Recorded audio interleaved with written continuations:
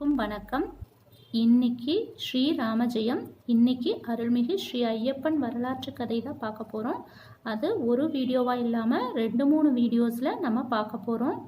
இன்னைக்கு என்னென்னா, ஐயப்பனோட அவதார மகிமையை பார்த்திங்கன்னா ரொம்ப விசேஷமாக இருக்கும். மகிஷாசுரன்கிற ஒரு கொடும் அரக்கன் தேவர்களுக்கு தொடர்ந்து தொல்லைகள் கொடுத்து வந்தான்.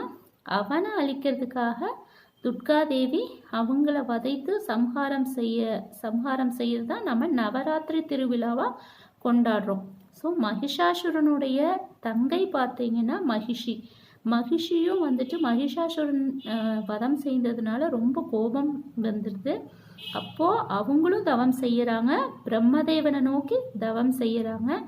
அப்போது பிரம்மதேவன்கிட்ட இருந்து வரம் வாங்குறாங்க. அதாவது தன்னை கொல்றவர், தன்னை வதம் செய்யறவர் பிரம்மச்சாரியா இருக்கணும், ஹரிக்கும் சிவனுக்கும் பிறக்கிற மகனாதான் இருக்கணும், வேறு எவராலும் தன்னுடைய அழிவு வரக்கூடாது அப்படின்னு மகிஷி வரம் வாங்குறாங்க.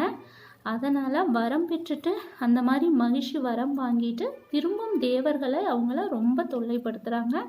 அப்போது அதனால தான் அந்த மகிஷியை அழிக்கிறதுக்காக தான் இந்த ஐயப்பனுடைய அவதார நோக்கமே இருக்குது. ஸோ அந்த அடுத்த வீடியோவில் நம்ம எப்படி மகிஷியை ஐயப்பன் அழிக்கிறாரு அப்படின்னு பார்க்கலாம்.